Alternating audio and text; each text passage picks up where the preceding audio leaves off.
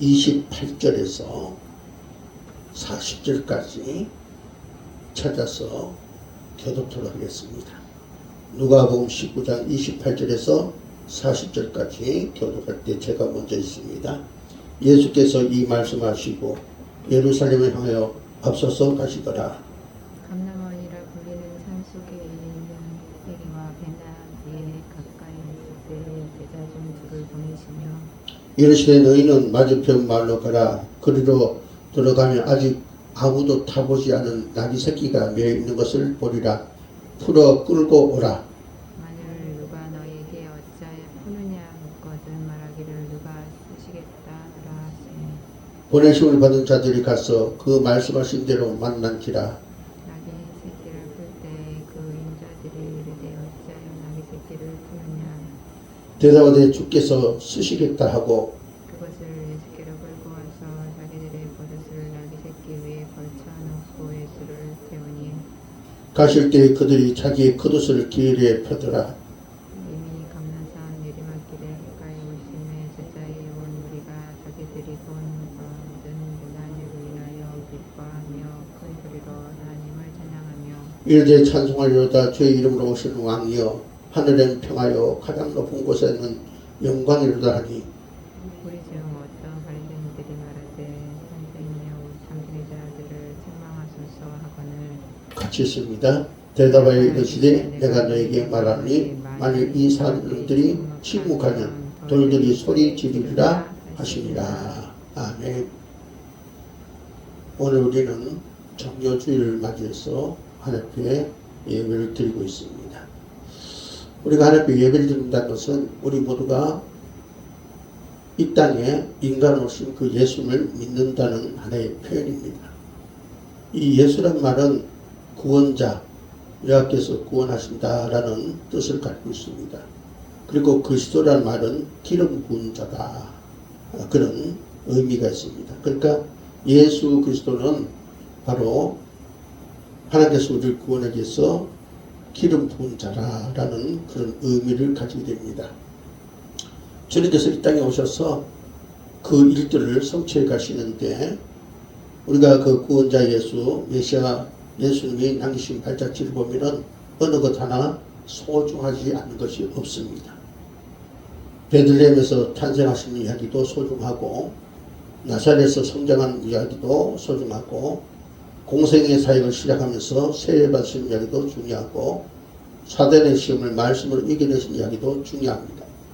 또 예수님께서 어떤 분인가를 나타내시기 위해서 행하신 성경에 기록된 35가지 이적들도 중요합니다. 또 예수님께서 상상부원의 말씀을 하셨는데 이것은 또 우리에게 너무나 귀한 말씀입니다. 구원자로서 예수, 메시아로서 예수님의 그 생애 33년은 귀하지 않은 것이 없습니다. 그런데 성서학자들의 이야기에 의하면 예수님의 33년의 그 생애 가운데 공생의 3년 중에 가장 귀한 발자취는 정료주일부터 부활주일까지라고 그렇게 얘기를 하고 있습니다. 성경에 보면은 성경을 기록한 자들이 같은 생각을 하고 있음을 보게 됩니다. 마태복음 저자 마태도 그랬고 마가복음 저자 마가 요한도 그랬고 누가복음의 저자 의사 누가도 그랬고 요한복음의 저자 사도 요한도 똑같이 그렇게 얘기를 하고 있습니다. 그래서 우리가 예수님의 그 생애는 모든 것이 다 소중하고 우리에게 큰 의미를 주는 내용이지만은 오늘 정료주일을 맞이해서 그 복음서 기자들이 특별히 중요시 여기는 정료주일부터 부활주일까지에 대한 말씀을 성경의 최고 분량으로 그렇게 기록하고 있는데 오늘 그 사역에 대해서 조금 집중적으로 우리가 생각해 보는 시간을 갖고자 합니다. 예수님이 십자가를 지시기 위해서 예루살렘으로 입성한 이야기를 오늘 그 예수님의 정료주일부터 부활주일까지 발자취 가운데 그 부분을 오늘 생각해 보고자 합니다. 오늘 그 부분을 생각해 보자 할 때 예수님께서 십자가를 지시기 위해서 예루살렘 입성하신 거기에 보면은 본문에 보면은 예수님을 두 가지 왕의 모습으로 우리에게 알려주는 것을 보게 됩니다. 우리 한번 볼까요? 누가복음 19장 28절에서 34절까지 다시 한번 교독을 하겠습니다. 누가복음 19장 28절에서 34절 제가 먼저 읽습니다. 예수께서 이 말씀을 하시고 예루살렘 향하여 앞서서 가시더라.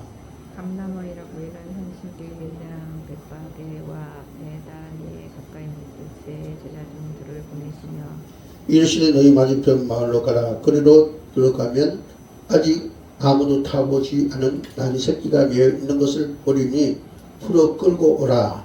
만일 누가 너희에게 어찌하여 품으냐 묻거든 말하기를 주가 쓰시겠다라 하시매 보내심을 받은 자들이 가서 그 말씀하신 대로 만난지라. 나귀 새끼를 풀 때 그 유자들이 이르되 어찌하여 나귀 새끼를 푸느냐 대답하되 주께서 쓰시겠다 하고 아멘. 네, 누가복음 19장 28절에서 24절 내용을 봤는데요. 예수님께서는 예루살렘으로 입성하시면서 제자들 즉 베드로와 요한으로 추측하고 있는데요. 베드로와 요한을 보내서 나귀 새끼를 풀어오라 그렇게 말씀합니다. 여기서 보면은 예수님께서 제자들에게 나귀 새끼를 풀어오라 하면서 너희 맞은편 마을에 가면은 그곳에 아무도 타보지 않은 나귀 새끼가 미어 있을 것이다. 그러므로 그 나귀 새끼를 풀어오라 하는 것을 볼 때에 예수님은 이미 마을 건너편에 나귀 새끼가 있다는 것을 아셨고 그 나귀 새끼는 아무도 한 번도 타보지 않았다는 나귀의 상태도 아셨고 또 주인이 그 나귀 새끼를 풀면은 왜 너희들이 남의 소유물을 마음대로 풀어가려고 하느냐 그렇게 물을 것을 아시고 그렇게 물으면은 주께서 쓰시겠다라고 답변하라고 모든 그런 일의 정황을 알려주신 것을 보게 됩니다. 우리가 이런 내용을 볼 때 여러 가지 해석이 있습니다만은 저는 신학을 바탕으로 해서 이 본문을 살펴볼 때 아마 그 나귀 주인은 예수님께서 바로 구원자라는 사실을 아는 주인이 아니었을까. 예수를 만나서 그런 부분을 알고 있는 자가 아닐까라는 생각을 해봅니다. 그래서 이제 주님께서 그 나귀 새끼가 거기 있는 것을 아시고 두 제자를 보내서 그 나귀 새끼를 풀어서 끌고 오라 했을 때 주인이 왜 남을 것을 너희들 마음대로 가져가느냐 했을 때 주께서 쓰신다라고 얘기하면 된다 했을 때 그렇게 했더니 그 말씀대로 주인이 풀어준 것을 볼 때 주님께서 누군가를 아는 나귀 주인이 누군가를 아는 사람이었기 때문에 그렇게 하지 않았나 이렇게 해석을 해봅니다. 어쨌든 예수님은 두 제자를 보내서 나귀 새끼를 풀어오게 하시는데 여기서 우리는 중요한 사실을 하나 간과해서는 안 됩니다. 자, 여기서 예수님께서 맞은편 마을로 가서 거기에 한 번도 다른 사람 타보지 않은 나귀 새끼가 있는데 그것을 끌고 오라. 주인이 어째서 너희들 그것을 너희들 마음대로 풀어서 가져가려 하느냐 했을 때 주께서 쓰시겠다라고 말씀하고 있는데 여기서 주가 쓰시겠다라는 그 말씀의 의미를 우리가 간과해서는 안 된다는 얘기입니다. 무슨 말이냐? 여기서 예수님께서 예루살렘을 입성하기 위해서 나귀 새끼를 타시기 위해서 그 나귀 새끼를 가져오라. 예. 주인이 그래서 이것은 내가 주인인데 왜 너희들 마음대로 가져가려 할 때 주께서 쓰신다 하라 그렇게 말씀하셨다는 것은 무엇을 말하느냐? 바로 우리 예수님은 왕권을 가지고 계신 분이다 라는 사실을 여기서 우리에게 설명을 해주고 있다는 것입니다. 예. 그러니까 그 일반 사람의 나귀 새끼를 주님께서 예루살렘 입성하기 위해서 쓰겠다. 그건 뭡니까? 어떤 물건을 징발하는 거죠. 그죠? 징발. 예. 이 징발권은 왕이 가진 바로 권한입니다. 예. 우리가 복음서를 쭉 보면은 이 내용을 쓴 그 이유가 예수님께서 당신이 왕이 가진 칭발권을 가지고 계시다는 사실을 알리기 위함이다 라는 사실을 보게 됩니다. 한 예로 이 칭발권을 2003년에 미국에서도 행사한 적이 있는데, 미국이 2003년에 이라크를 침공하면서 칭발권을 발동한 적이 있습니다. 이라크 주변 지역으로 병력 및 군수 장비를 수송하기 위해서 민간 항공에 대한 칭발권을 바로 발동했습니다. 이제 나라가 전쟁에 이제 임하게 되는데, 전쟁을 위해서 국가가 필요하다. 그래서 민간 항공기를 칭발한 그런 사건이 있습니다. 우리나라도 마찬가지입니다. 전쟁이 일어나면요, 대통령이 칭발권을 가지고 우리가 서민들이, 국민들이 사용하는 것들을 필요에 있어 칭발할 수 있는 그런 권한이 있습니다. 지금 예수님이 만왕의 왕으로서 자신이 만왕의 왕으로 입성을 위해 왕이 가질 수 있는 칭발권을 사용해서 이 나라를 동원시켰다는 사실을 여기서 우리에게 말해주고 있습니다. 이런 비슷한 내용은 또 마가복음에서도 우리가 볼 수 있는데, 마가복음 2장에 보면 왕의 칭발권이 나옵니다. 거기에 보면 예수님과 제자들이 안식일에 밀밥 사이로 지나가시게 되었는데, 제자들이 밀이삭을 잘라 먹었다라고 바리새인들이 예수님께 시비를 거는 그런 내용이 있습니다. 마가복음 2장 23절에 보면 이렇게 말씀하고 있어요. 안식일에 예수께서 밀밥 사이로 지나가실새 그의 제자들이 길을 열며 이삭을 자르니. 자, 여러분 이 본 말씀 잘 보시기 바랍니다. 마가복음 2장 23절에 안식일에 예수께서 밀밥 사이로 지나가실 때 그의 제자들이 길을 열며 이삭을 잘랐다. 길을 열며 이삭을 잘랐다. 길을 열며, 그러니까 이 말은 그냥 길을 가다가 이삭을 잘라 먹었다는 얘기가 아니라 없는 길을 만들었다는 것입니다. 지금 예수님께서 제자를 들고 이제 어떻습니까? 그 주님께서 마치 일을 이루기 위해서 길을 가는데 길이 없으니까, 예, 그 길을 내기 위해서 밀밭을 제자들이, 그죠? 예, 이삭을 자르면서 길을 내었다는 것입니다. 우리가 언뜻 보기에는 남의 사유제사를 해소한 것 같지만 길을 만드는 것을 우리가 여기서 보게 됩니다. 즉 왕이 행차할 때 누구의 땅이든 길을 내는 것은 당연한 일이었습니다. 그러니까 예수님께서 마가복음 2장에 밀밥 사이로 지나갈 때 길이 없으므로 제자들하고 그것을 길을 내게 했다. 그러니까 왕권 칭발권을 사용하셨다는 사실을 우리가 보게 됩니다. 예. 여러분, 주님은 만왕의 왕이다 라는 사실을 우리에게 이 사건을 통해서 말씀해 주고 있습니다. 동대구에 가면은 동대구로라는 그런 길이 있습니다. 저도 그냥 뭐 어느 날 길이 생겼구나 했는데, 그 길이 생긴 그런 과정들이 있더라고요. 동대구로는 대구광역시 동부 신암동에서 시작해서 수성구 지산동까지 연결되는 도로입니다. 다시 말해서 대구 사는 분들은 이해가 되는데 안 사는 분들은 잘 모르겠습니다만은, 동쪽에 파티마 병원에서부터 시작해서 동대역을 지나서 두산 오거리까지, 예, 바로 그것을 동대구로라 그렇게 합니다. 예. 그러니까 주소로 동구 신암동부터 수성구 지산동까지 남북으로 시원하게 길을 뚫어 놨습니다. 이 길을 누가 내느냐? 제가 기록을 살펴보니까 박정희 대통령이 길을 냈더라고요. 왜 냈느냐? 박정희 대통령이 대구를 방문하면은 수성관광호텔에 머물게 되셨습니다. 예. 지금은 뭐 호텔 수성이라 이렇게 이름 바뀌었는데, 그 당시에 수성관광호텔인데 거기에 이제 머물게 되시는데, 그 수성관광호텔 가는 길이 좋지 않아서 이제 새로 신축한 동대구에서부터 수성로까지 길이 6.1km, 폭 70m의 길을 이제 박정희 대통령이 내라 해서 그렇게 냈다고 합니다.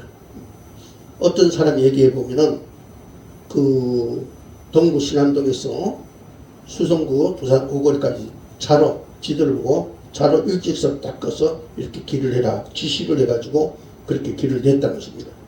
그리고 그 넓은 도로에 이제 중앙에다가 분리대에다가 나무를 심었는데 히말라야 시다, 예, 히말라야시가 우리말로 대잎 갈나무라는 그런 나무를 심었습니다. 왜 그것을 심었냐고 하면은 박정희 대통령이 그 나무를 좋아했기 때문에 그것을 심었다 합니다. 바로 이것은 한 나라의 대통령으로서 가지는 권한입니다. 예. 오늘 예수님께서도 마찬가지로 예루살렘에 입성하는 가운데 있어서 여기로부터 예루살렘까지 뭐 고속도로를 뚫고 한 것이 아니라 아무도 타지 않는 나귀를 끌고 오라 해서 타는 모습에서 예수님이 만왕의 왕이라는 사실을 바로 말씀해 주고 있다는 것입니다. 그 다음 두 번째로 예수님은 오늘 또 본 말씀을 통해서 우리에게 어떤 것을 말씀해 주냐면은 예수님은 바로 나귀를 말을 타지 아니하고 나귀를 타셨다 했어요. 그것도 나귀 새끼를 탔다고 했습니다. 예. 왜 예수님께서 말을 타지 않았고 그것도 나귀 새끼를 타셨냐? 우선 대답할 수 있는 것은 예언의 성취를 위해서 그렇게 하셨다는 것입니다. 여러분 구약 성경 한번 찾아볼까요? 스가랴서 9장 찾아봅니다. 스가랴서 9장. 말라기서 앞에 보면 스가랴서가 있습니다. 스가랴서 9장을 찾습니다.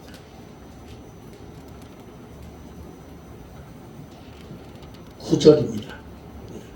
1321쪽 1321쪽 제가 가지고 있는 성경책 1321쪽 스가랴서 9장 9절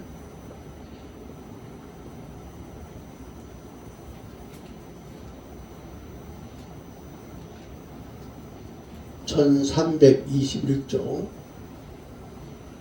스가랴서 9장 9절 찾으면 다같이 읽도록 하겠습니다. 같은 음성으로 읽습니다.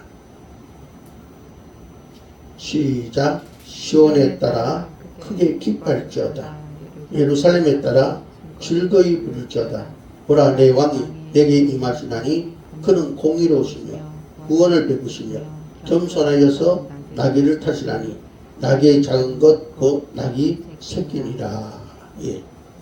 구약 성경 오늘 보면은 하나님께서 스가랴 선지자를 통해서 예수님께서 예루살렘에 입성하실 때 어떻게 입성할 것이냐, 나귀의 작은 것 곧 나귀 새끼를 타고 입성할 것을 예언했는데, 바로 예수님께서 예루살렘에 입성하실 때 말을 타지 않고 나귀 새끼를 탄 것은 바로 이 예언, 스가랴 선지자 예언을 이루기 위해서였다라는 것을 보여줍니다. 근데 여기 보니까 예수님께서 예루살렘에 입성하실 때 나귀의 작은 것 곧 나귀 새끼를 타는데 왜 그것을 타느냐? 스가랴서 9장 9절에 보니까 이렇게 말하고 있습니다. 보라 내 왕이 내게 임하시나니 그는 공의로우시며 구원을 베푸시며 겸손하여서 나귀를 타신다. 그렇게 말하고 있습니다. 예.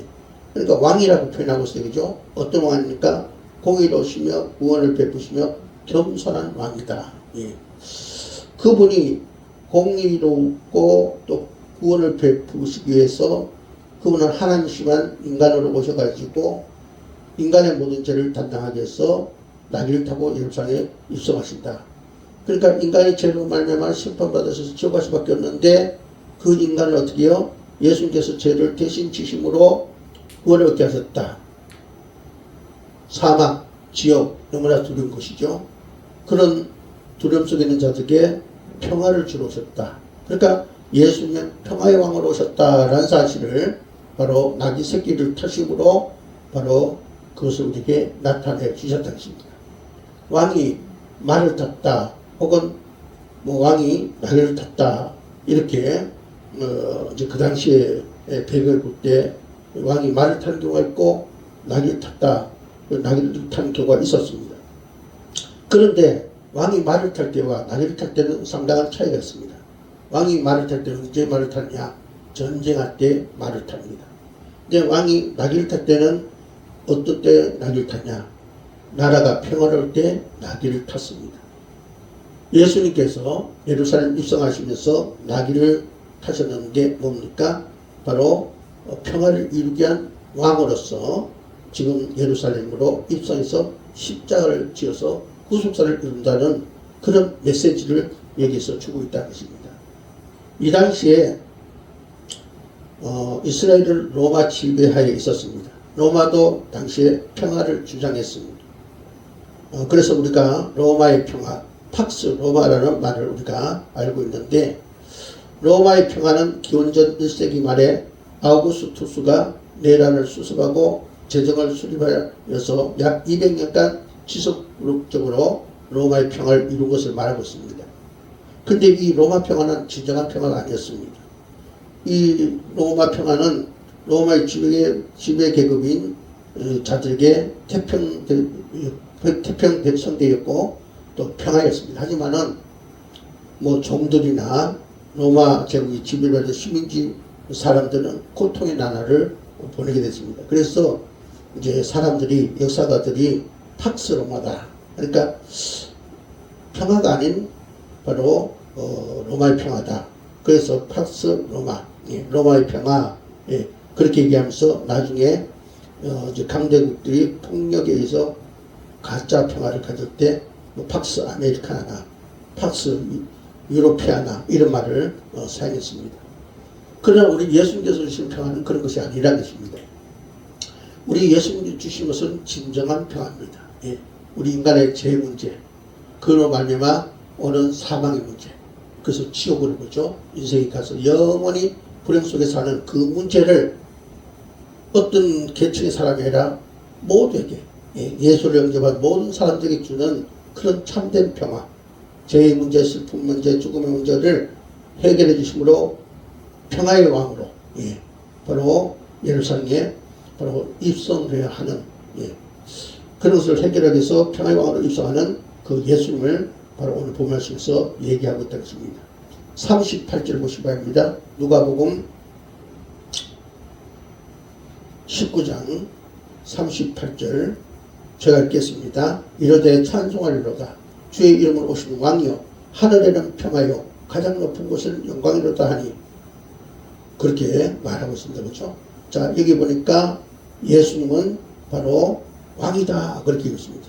그 예수님은 하늘의 평화와 하나님의 영광 그 자체로서 온 우주의 하나님의 평화와 영광을 선포하며 그것을 가져오시는 분이다. 그분은 평화의 왕이다. 그분은 평화의 사역에서 예루살렘에 입성하신다. 그렇게 말하고 있음을 보게 됩니다. 그러니까 예루살렘에 입성하시는 예수는 두 가지 왕의 모습으로 나타나고 있습니다. 첫 번째로 만왕의 왕, 두 번째로 평화의 왕으로 그렇게 그 모습을 나타내고 있습니다.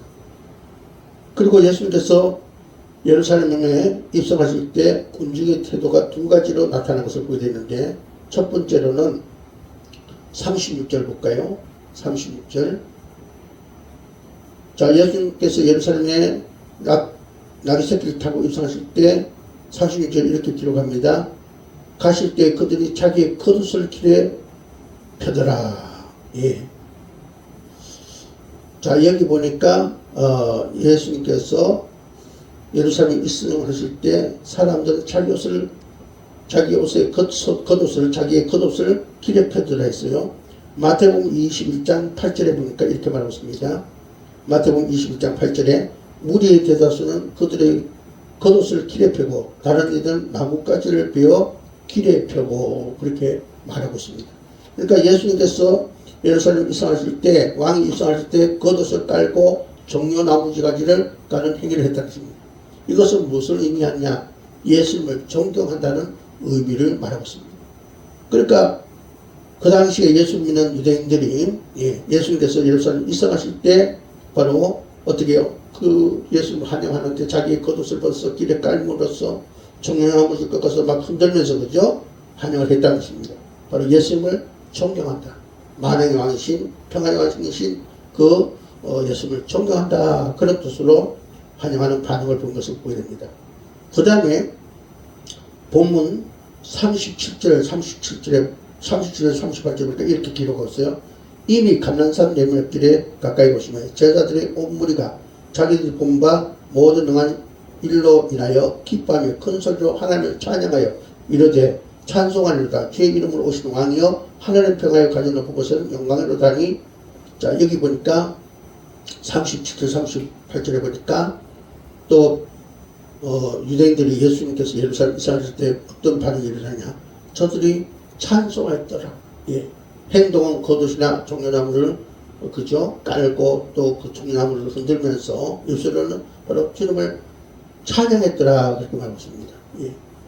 우리는 예수님이 행하신 놀라운 사역을 알고 있었기 때문에 그분의 입성을 기뻐하면서 큰 소리로 바로 그분을 환영하고 찬양했다는 것을 우리가 보게 됩니다. 그 찬양 내용이 38절에 나오죠. 38절 보니까 이르되 찬송하리다 주의 이름으로 오신 왕이여 하늘은 평화여 가장 높은 곳에는 영광이로다. 그렇게 찬양하는 것을 보게 됩니다. 우리가 일반적으로 알고 있는 호산나 하며 저들이 찬송했습니다.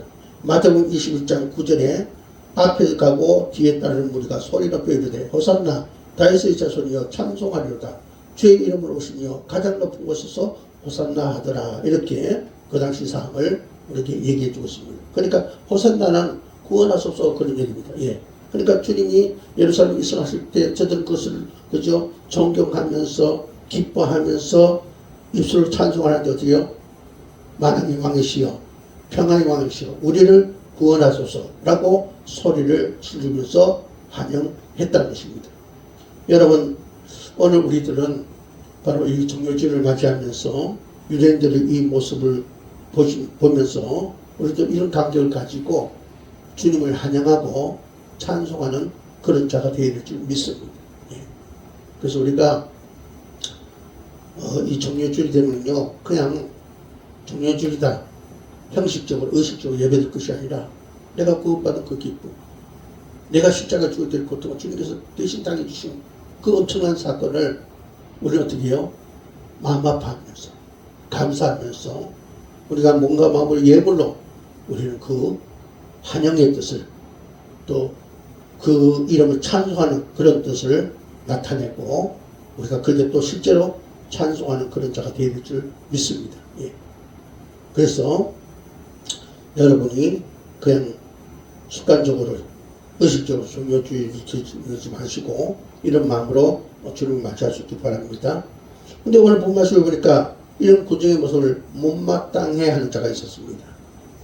우리 40절을 볼까요? 40절을 보니까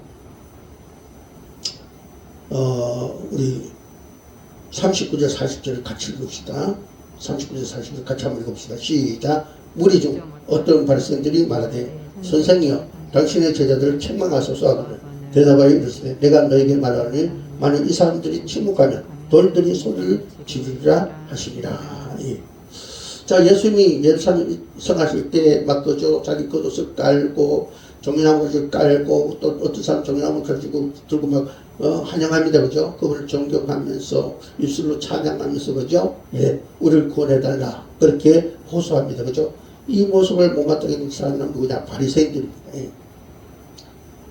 그래서 예수님께 저들 시끄럽게 하는데 저들이 엉뚱한 소리를 하는데 의미 없는 얘기를 하는데 저들이 입을 좀 침묵하게 만들달라 하니까 예수님께서 뭐라 합니까? 만일 이 사람들이 침묵하면 생명이 없는 돌들이 소리를 질 것이다. 예. 예수님의 정체성을 아는 사람들이 만약 침묵하면 생명체가 없는 돌들도 예수가 온 우주의 만물의 왕을 알기에 평화의 왕이라는 것을 알고 들어 일어나서 소리를 질 것이다. 그러니까 찬양하는 것이 마땅하다. 하나님께서 이 땅에 그죠? 예. 우리 구약에서 인간의 몸을 오셔서 십자가에 못 박히신 그 사건, 그 여정 속에서 그분이 예루살렘 이상한 것을 우리는 어떻게 해요?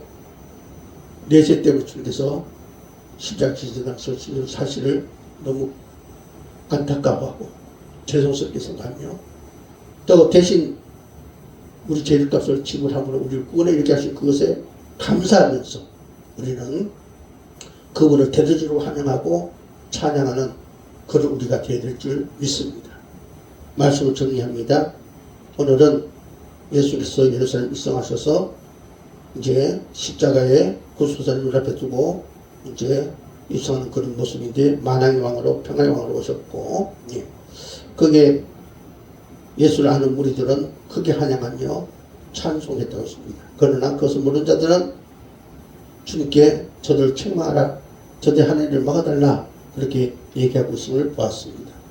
여러분 우리는 이 말씀을 가지고 우리가 어떤 행위를 취해야 될지 우리 기억하며 오전에도 또 부족한 것은 오후에도 우리가 깊이 하나님께 감사하고 찬양하고 또 오늘뿐만 아니라 계속해서 우리는 이 마음을 우리는 가슴에 새기고 살아가는 저와 여러분 되시길 주를 축복합니다. 기도하겠습니다. 하나님 감사합니다. 오늘 정료주의를 통해서 예수님께서 예루살렘 입성하실 때 그 나타내신 메시지 그걸 알고 이런저런 한 반응 모르고 아부자며 악을 나타낸 그 바리새인들의 모습을 보았습니다.